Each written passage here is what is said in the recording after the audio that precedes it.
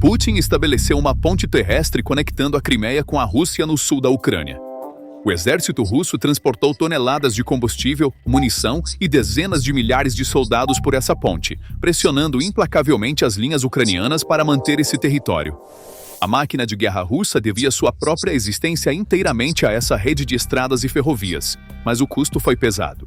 Milhões de soldados e bilhões de toneladas de munição, tudo desaparecido, e agora essa ponte terrestre está prestes a fechar porque a Ucrânia encontrou o ponto mais fraco na enorme defesa russa, o eixo Orikhiv-Tokmak.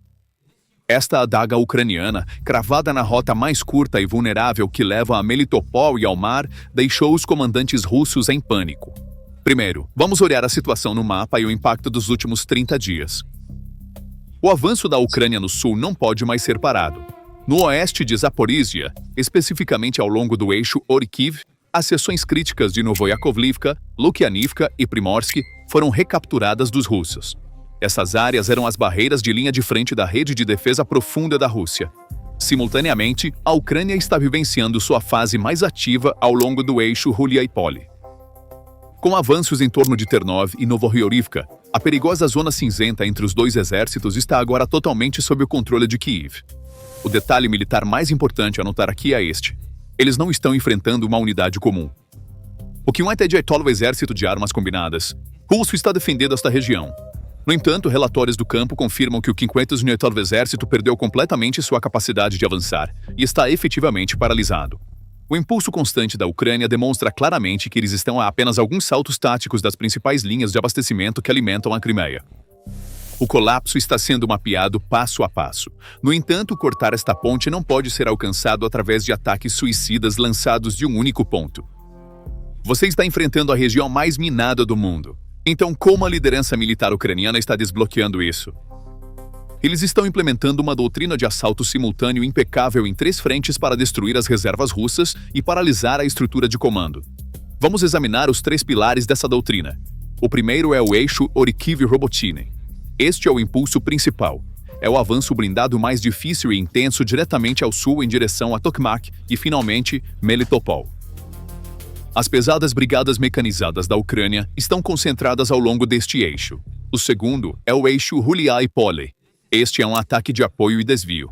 Ele visa cortar as linhas de logística russas avançando para sudeste. Quando a Rússia desloca forças para o oeste para deter o ataque principal, essa pressão no leste faz com que a frente colapse.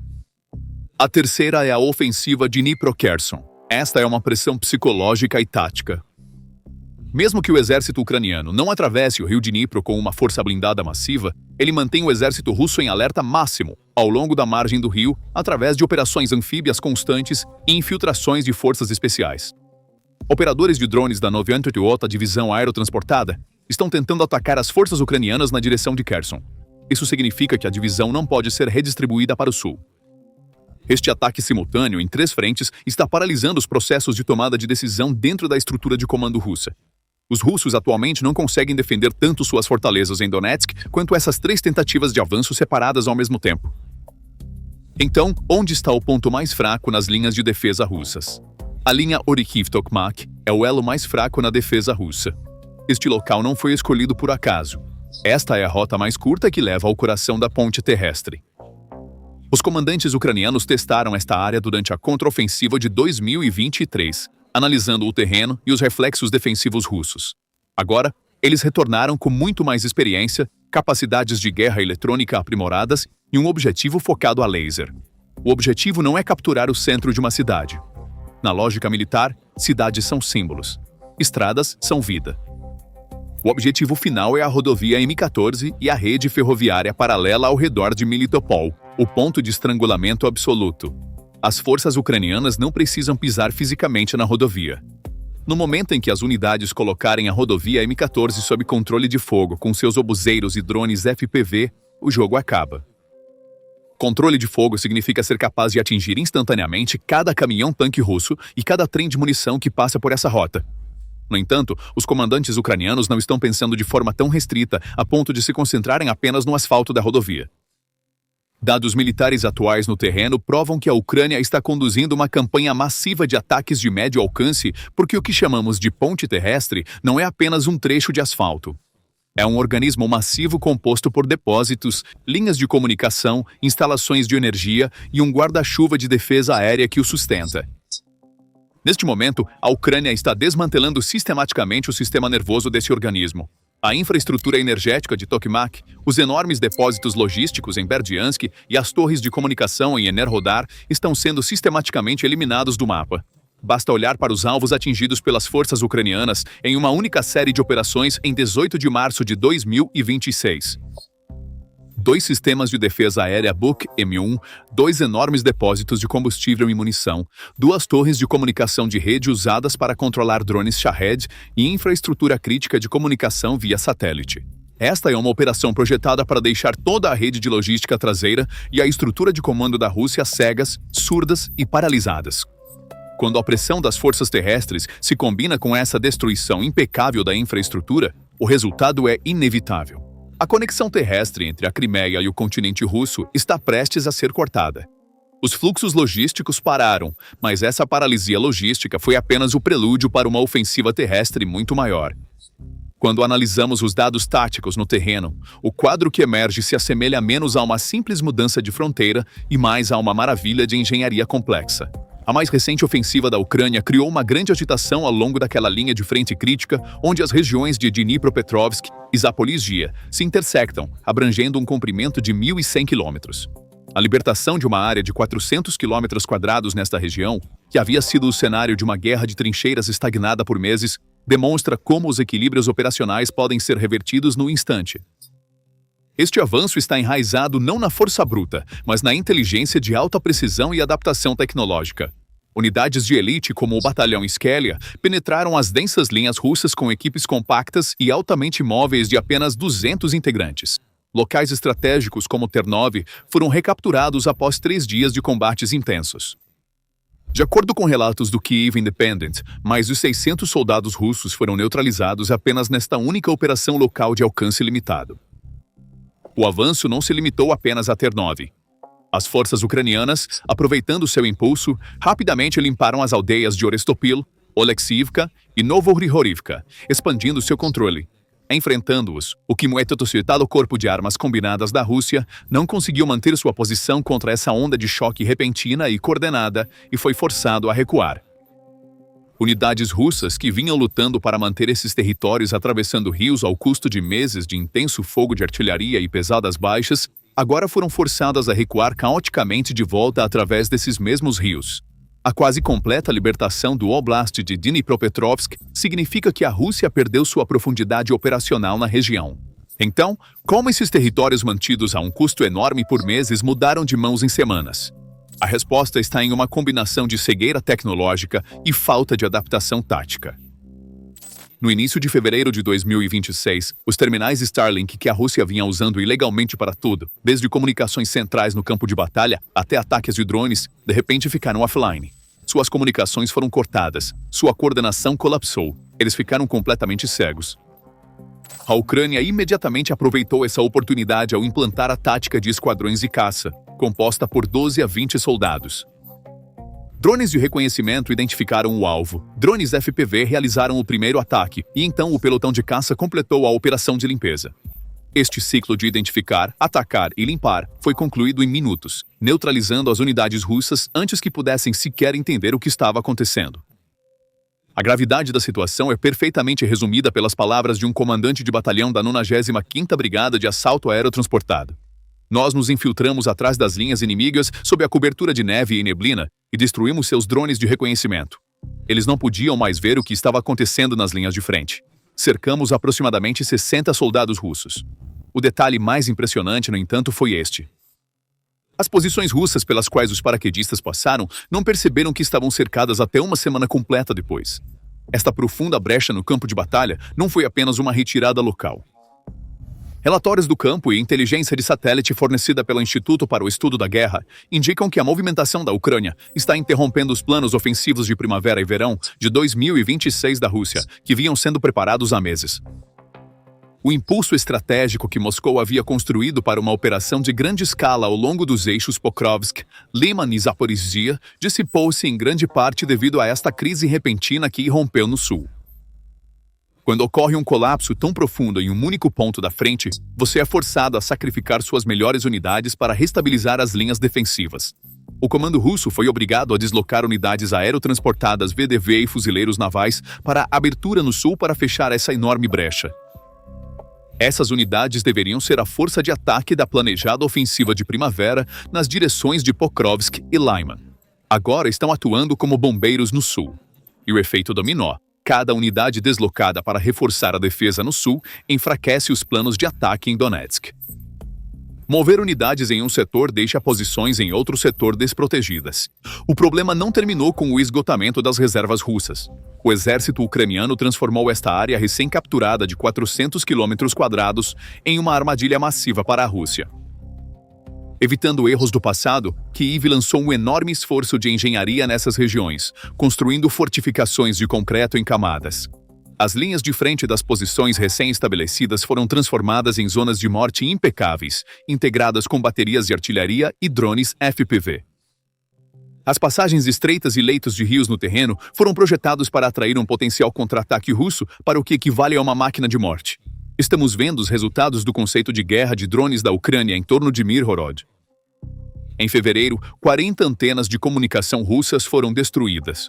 Na primeira semana de março, mais 22 foram eliminadas. A rede de drones da Rússia foi sistematicamente desmantelada. O mesmo conceito está agora sendo aplicado na área de 400 km² que foi recapturada. Após retomar o território, a Ucrânia está transformando-o em uma fortaleza inexpugnável. A quase completa expulsão da Rússia de Dnipropetrovsk também criou uma ruptura fatal na cadeia de suprimentos. À medida que as linhas de logística foram empurradas para o sul, o corredor de suprimentos crítico entre a Crimeia e Mariupol ficou totalmente ao alcance dos mísseis HIMARS e Ataque-MS. Comboios transportando combustível e munição agora são alvos fáceis. Tropas russas empurradas através dos rios estão sendo atacadas 24 horas por dia por drones ucranianos enquanto tentam garantir suprimentos através de pontes de pontão improvisadas. O estrangulamento da logística torna as rotações de tropas e a evacuação dos feridos impossíveis, desencadeando uma reação em cadeia de insubordinação nas linhas de frente. Esta retirada no campo de batalha expôs o maior segredo do Kremlin. A Rússia está ficando sem homens para lutar. O modelo de recrutar soldados por pagamento de regiões empobrecidas, que funcionou nos primeiros anos da guerra, agora está desmoronando. Os dados são claros demais para serem escondidos. De acordo com dados de plataformas de inteligência de código aberto, enquanto o aparato de defesa russo conseguiu recrutar 27.400 novos soldados para o sistema em dezembro de 2025, perdeu 33.200 soldados na linha de frente. Os números de janeiro de 2026 são ainda mais desanimadores. Apesar de recrutar 22 mil novos soldados, as baixas no campo de batalha excederam 30.600. Pela primeira vez nesta guerra de longa duração, as perdas do exército estão consistentemente superando os novos recrutas que entram no sistema. O exército está rapidamente caminhando para um colapso demográfico. O custo econômico de sustentar essa equação insustentável é assombroso. De acordo com os gastos refletidos em relatórios do Ministério das Finanças da Rússia, 1 trilhão e 200 bilhões de rublos foram gastos em bônus de assinatura e salários apenas na primeira metade de 2025. No entanto, à medida que os cofres começaram a secar, os pacotes de incentivos astronômicos de repente caíram para apenas 1/10 do valor original. Uma vez que o dinheiro acabou, esse influxo de voluntários também secou. Atualmente, a idade média dos soldados russos mortos ou feridos na linha de frente aumentou para entre 46 e 52 anos. Com suas próprias fileiras se esgotando, o Kremlin recorreu a preencher as trincheiras com mais de 18 mil mercenários estrangeiros de 128 países diferentes. Recrutados de uma ampla gama de regiões, do Nepal a Cuba e de nações da África Central à Síria, esses indivíduos são frequentemente usados como escudos humanos nas primeiras ondas de ataque, apesar de não falarem o idioma, não terem treinamento militar adequado e não estarem familiarizados com o terreno. Além disso, o tratamento dos jovens recrutas que servem domesticamente está se tornando cada vez mais severo. Esses jovens soldados, que por lei não deveriam ser enviados para operações transfronteiriças, estão sendo forçados a assinar contratos sob forte pressão psicológica, ameaças e coerção administrativa para preencher as lacunas nas linhas de frente. O aspecto mais perigoso dessa situação humilhante na frente é o efeito político em cadeia que ela cria. Putin está perdendo terreno não apenas no campo de batalha, mas também no fronte político. A liderança russa vinha promovendo a guerra ao público doméstico como uma vitória inevitável que avança lenta, mas seguramente. No entanto, a abertura de uma brecha de 10 a 12 quilômetros de largura e a retirada do exército para trás dos rios destruíram essa ilusão de invencibilidade. A movimentação frenética de unidades de elite de uma frente para outra, como uma brigada de incêndio em uma emergência, provou que a liderança militar russa havia cedido completamente a iniciativa à Ucrânia. As unidades de elite preparadas como a força principal para a ofensiva de primavera estão agora sendo urgentemente deslocadas para defender o sul. Esta é a confirmação oficial do colapso do planejamento militar, e essa realidade é conhecida nos corredores do Kremlin. Os generais sabem porque estão assinando as ordens para deslocar essas unidades para o sul. Os oligarcas sabem porque veem nos relatórios financeiros que o orçamento de guerra foi esgotado. A burocracia de segurança sabe porque está observando enquanto os incentivos militares caíram para 1/10 dos níveis anteriores e estão preenchendo as linhas de frente recrutando prisioneiros das cadeias. E o povo russo está lentamente começando a entender também. A capacidade de um país ser uma potência global é diretamente proporcional à sua capacidade militar em terra, e a retirada da Rússia de Dniprovsk é prova de que essa capacidade evaporou completamente. Um Estado que promete remodelar os mercados globais de energia, ameaça o mundo com suas armas nucleares e detém um veto no Conselho de Segurança da ONU, não consegue nem mesmo manter uma aldeia na fronteira com seu próprio território. Isso significa o colapso completo da credibilidade diplomática. Os aliados de Moscou estão testemunhando essa realidade. A imagem da Rússia como um parceiro confiável e superpotência militar está se dissolvendo nos campos lamacentos de Dniprovsk. A China está promovendo seus próprios sistemas de armas para países que estão considerando comprar armamentos da Rússia, dizendo: olhem o que aconteceu. A Índia, tendo comprado o S-400 da Rússia, agora está observando como os sistemas HQ-9B no Irã foram destruídos em poucas horas e está questionando sua própria aquisição de defesa. A pergunta: estamos seguros com as armas russas? Está ecoando de Nova Delhi a Riad, do Cairo a Argel. E as redes de procuração que a Rússia tem operado através do Irã também estão colapsando. Os drones Shahed não estão chegando à Ucrânia porque suas linhas de produção foram bombardeadas. Aquele grande trunfo geopolítico que Moscou estava segurando para ocultar todo esse colapso tático e demográfico também se mostrou inútil no terreno. O cálculo de Moscou era simples. A guerra entre os Estados Unidos e o Irã, irrompendo no Oriente Médio, e a crise energética global desviariam a atenção do mundo para o Golfo.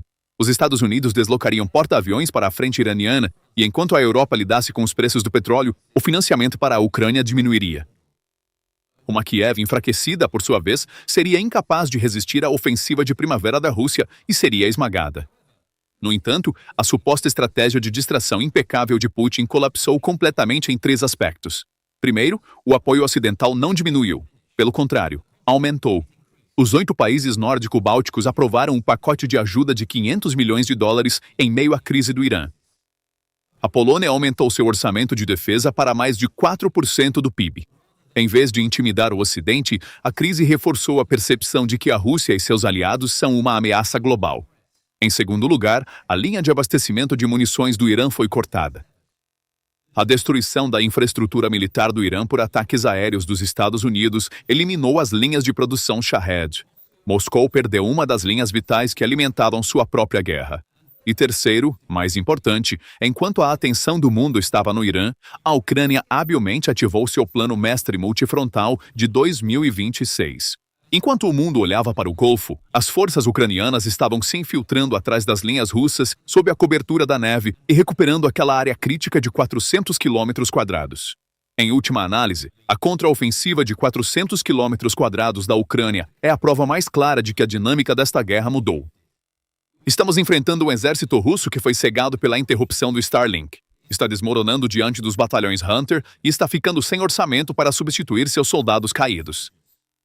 A ilusão global que Putin criou ao explorar a crise do Irã foi destruída pelas baionetas e drones FPV da Ucrânia. O equilíbrio da guerra agora está exclusivamente nas mãos de Kiev. Cada soldado russo se retirando de Dniprovsk é um prenúncio desse colapso final iminente. Então, quais são seus pensamentos sobre este assunto? Por favor, compartilhe suas opiniões nos comentários. Para se manter informado sobre as análises exclusivas da PPR Global, inscreva-se no nosso canal e não se esqueça de ativar as notificações.